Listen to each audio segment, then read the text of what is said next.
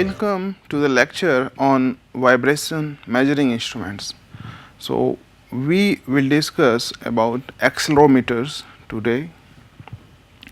So as we have already discussed about transducers, the vibration pickups and vibrometers.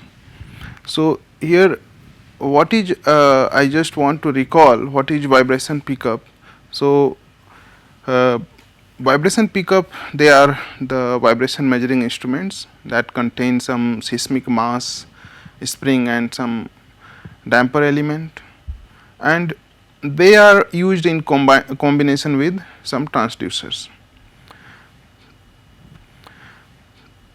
So here the accelerometers, that is type of vibration pickup that measures the acceleration.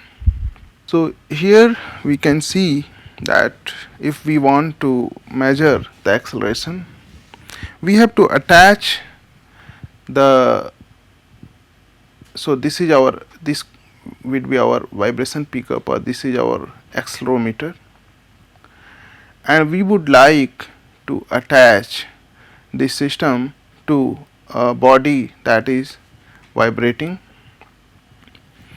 and we will measure the relative response of the system. So here we can see so there are some examples of the accelerometers, and this is a piezoelectric based accelerometers.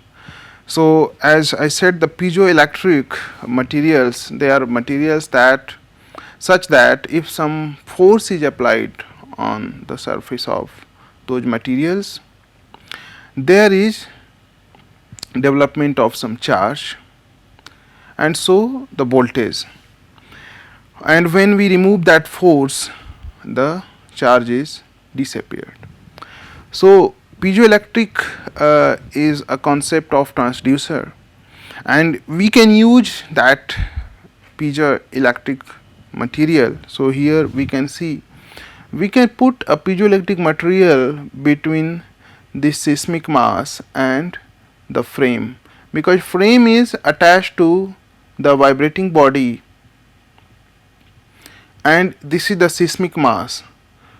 So the signal that we will get from the piezoelectric material will be the relative of the two.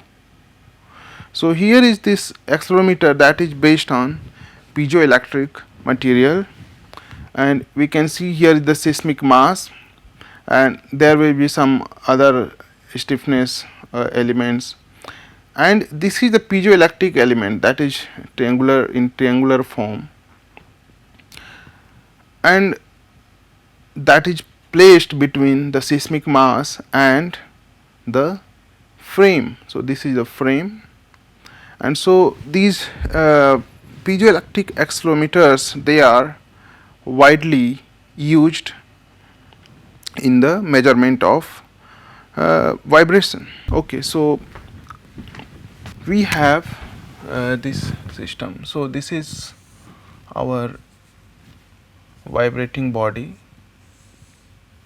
So this is vibrating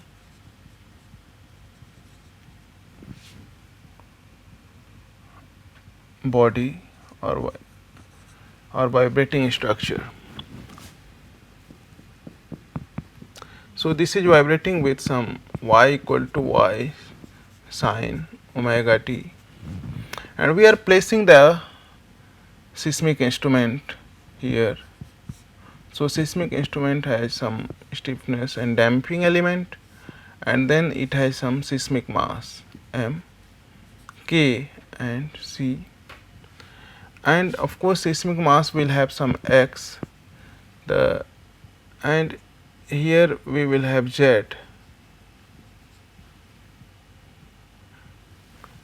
and we have this the frame, and here we have some scale. Now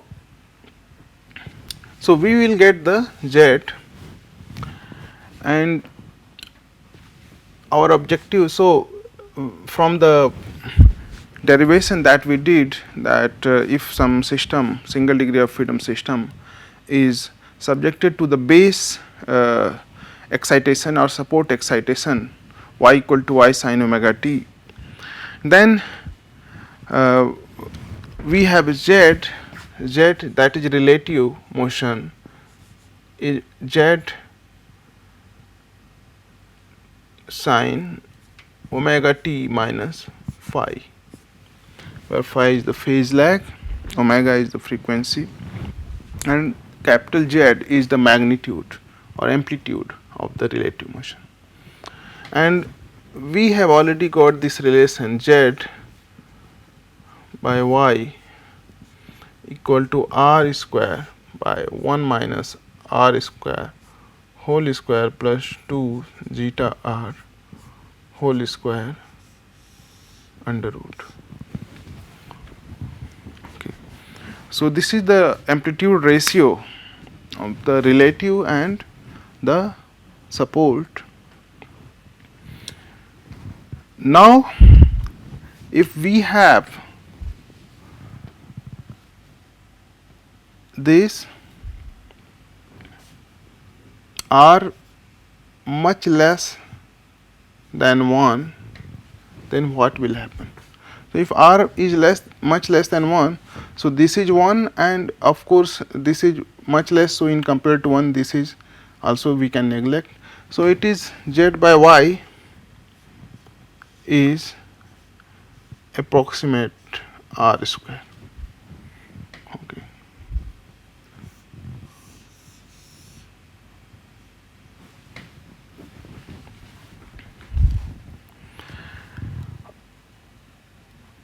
Moreover, so we see that here this z by y equal to r square is omega square by omega n square, because r is the frequency ratio omega by omega n. Now if we see the curve of z by y, we will see in the next slide.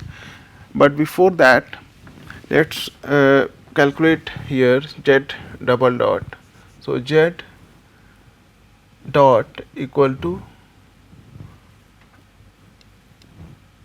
z omega into cos omega t minus phi, and z double dot equal to omega square z minus sin omega t minus phi. And what is y double dot? So y double dot is minus omega square y sin omega t.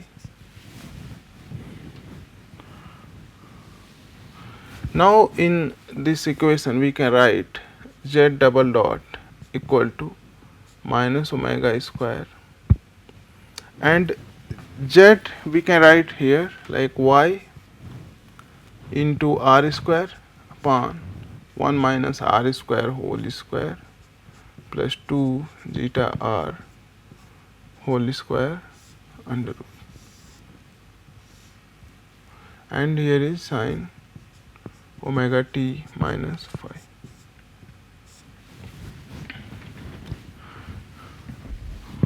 Okay.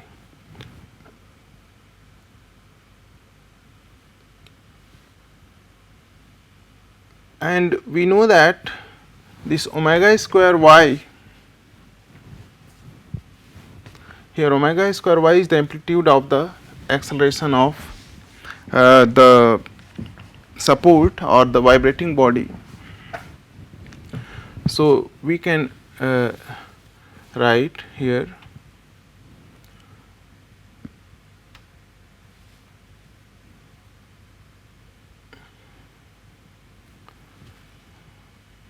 so if we take 1 by 1 minus r square whole square plus 2 zeta r whole square, this is equal to 1.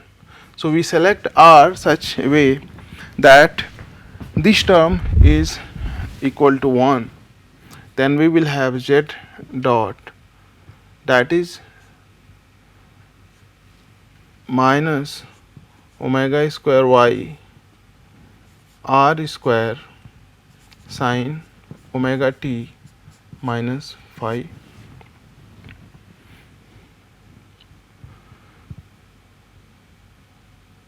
equal to, so the amplitude Z double dot equal to y double dot amplitude into r square. This means that, so what is the amplitude Z double dot? That is omega square Z, and that is omega square y,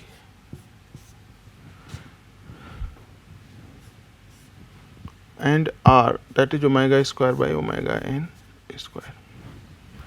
So acceleration amplitude, so omega n square into Z double dot equal to minus omega square into y double dot. So it means that if we know the acceleration amplitude of Z, relative acceleration amplitude, and we multiply with omega n square, we will get the acceleration amplitude of the seismic mass.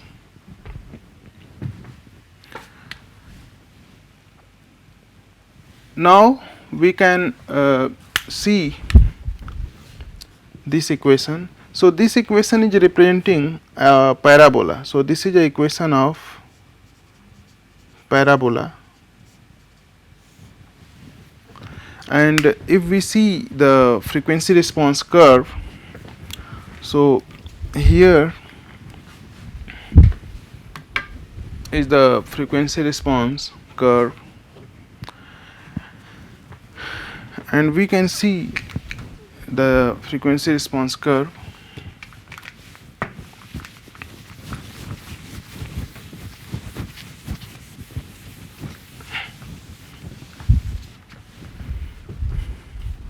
So this frequency response curve Z by y, it is Z by y, and this is r,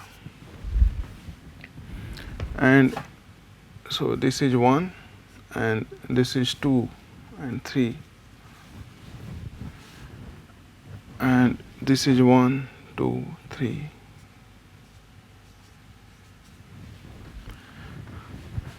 So if we plot this curve, so this curve is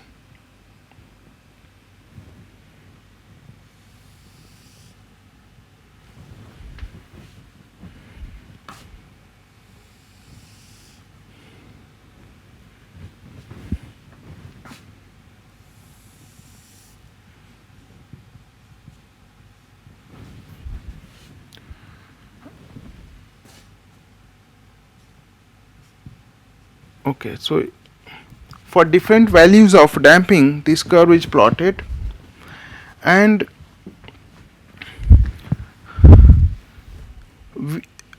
if we have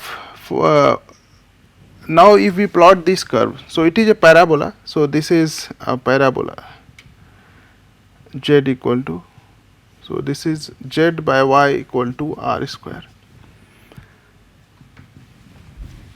So what we see that this condition is satisfied when we have r very, so when we have r much less than 1, okay. So this curve Z by y equal to r square is passing through the other curves for different damping for the initial values of r. So here we have these values. We see here for let's say 0.5. So 0 less than r less than 0.5. In this range we are going to satisfy that other curves also have the similar behavior in this range for different damping. So therefore this is the range of accelerometers. So this is the range of accelerometers. So usually for accelerometer we keep the value of r less and usually between 0 and 0.5. Now if we want to keep the value of r small and r is omega by omega n, so it means we have to keep omega n large. If we want to keep r small, so range of accelerometers, we have to keep omega n large, and omega n is equal to root k by m, and so to keep omega n large we have to keep m small and k also, k we can keep large.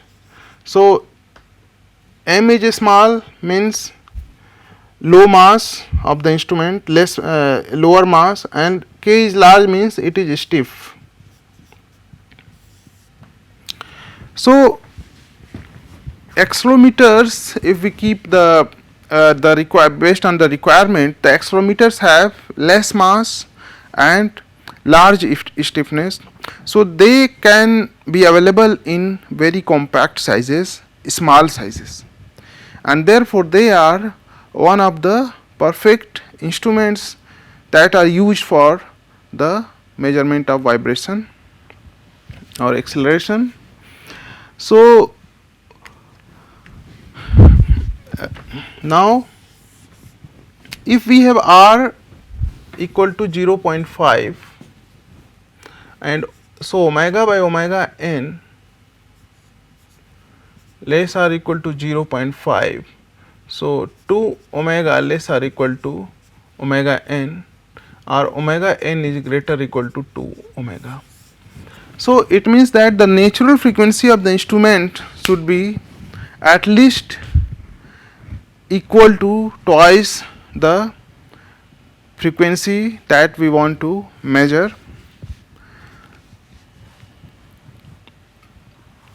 However, there are several frequencies which fall in the higher harmonic range. So if we have omega, we have 2 omega, 3 omega, so the higher order frequencies, if we want to capture them, then definitely the omega n, the natural frequency of the instrument should be even higher. So therefore the natural frequency of accelerometers is kept quite large, and so that if we have quite large natural frequency, we are more near to, we are more following the condition r much less than 1. So usually in case of accelerometers, omega n we keep about 10,000 hertz, which is quite large natural frequency, and so we are able to capture several higher harmonics of our excitations or the vibrations.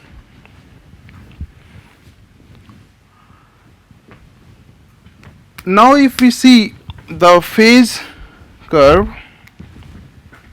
here, we can see that these are the phase plot, and in the phase angle plot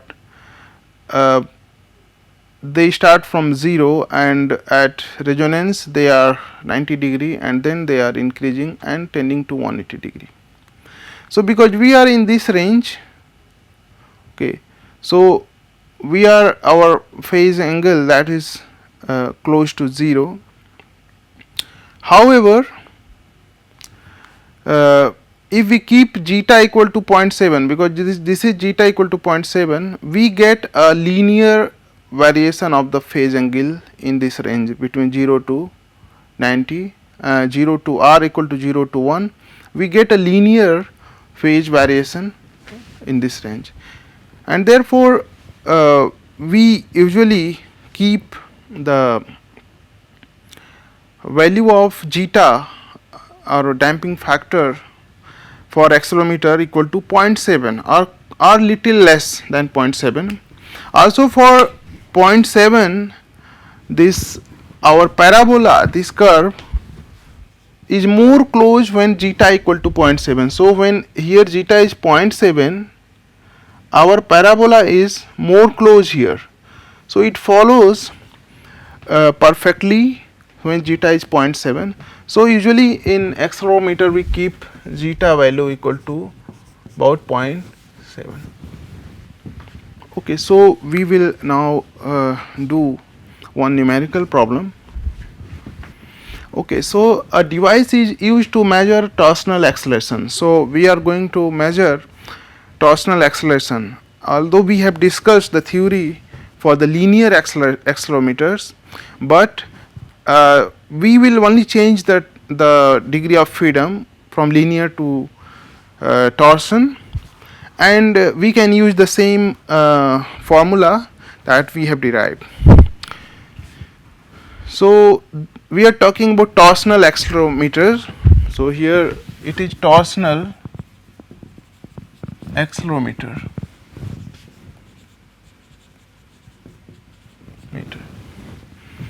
So we want to measure some acceleration consisting of a ring having a moment of inertia of 0.049. So here moment of inertia J is 0.0499 kg m square, connected to a shaft by a spiral spring. So because we are dealing with torsion, so here the spring will be spiral spring, not a linear spring, and it has a scale of 0.98. So here stiffness scale, spring scale means stiffness of the spring, that is 0.98,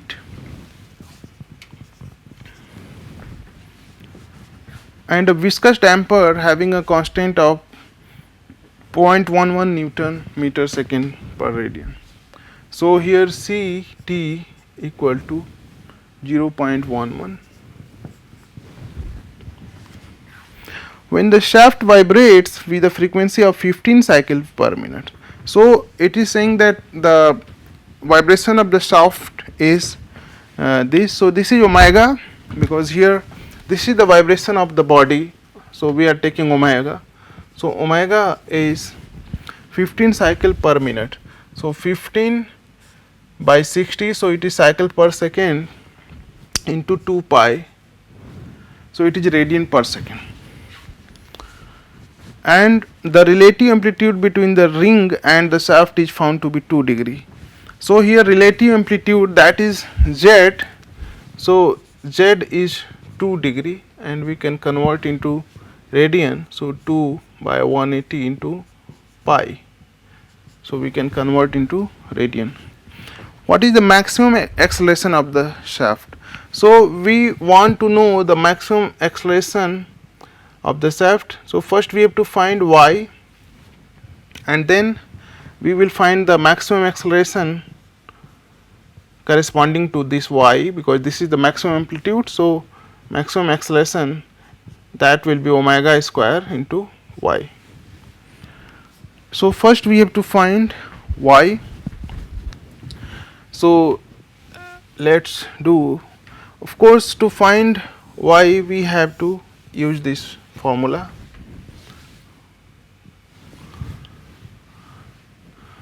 And to get this, we have to first find r and zeta. So omega, here we find omega, and omega n we have root k by j,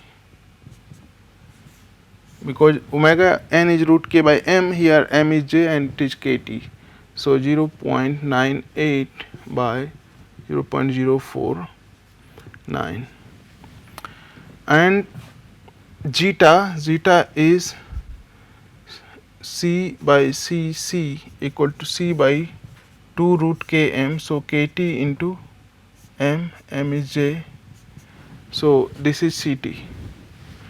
So we can find ct is 0.11, 2 root kt is 0.98 into j is 0.049. So let's calculate these terms.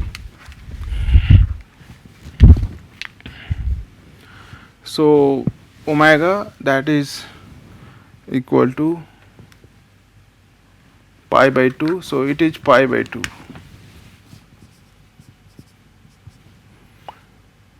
and so it is 1.57.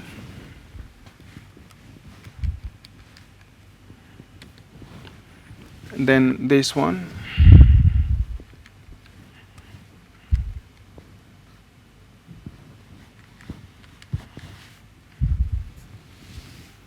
so it is 0.034, so it is 0.0349.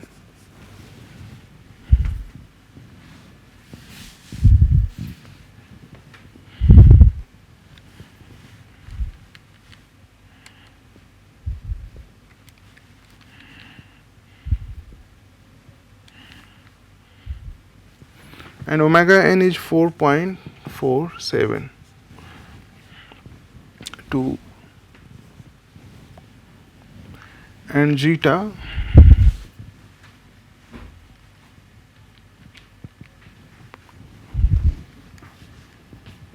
four nine.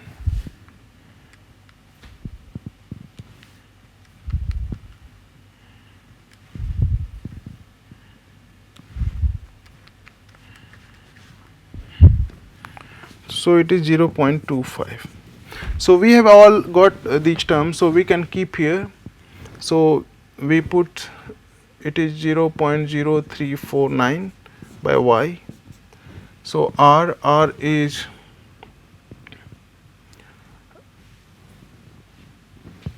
we have to get r. So r equal to omega by omega n, and omega is 1.57, omega n is 4.472.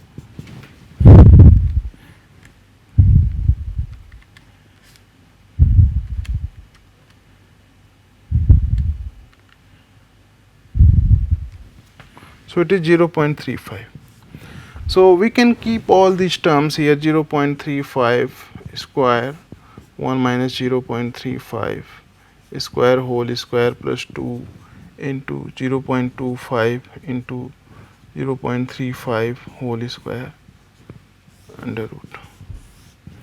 From here we can find y, and once we get y,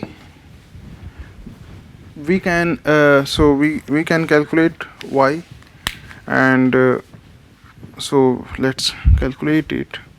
So it is 1 minus 0.35 square square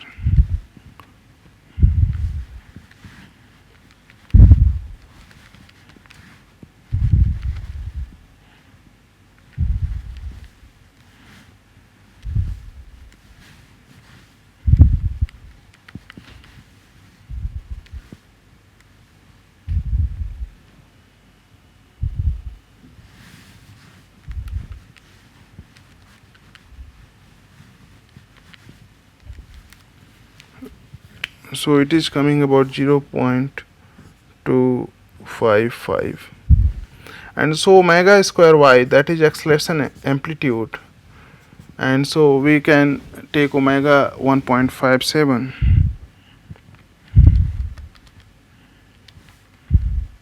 so it is about 0.628. Okay, so we can see how to calculate these acceleration values for the for any system. Here we have considered the torsional system.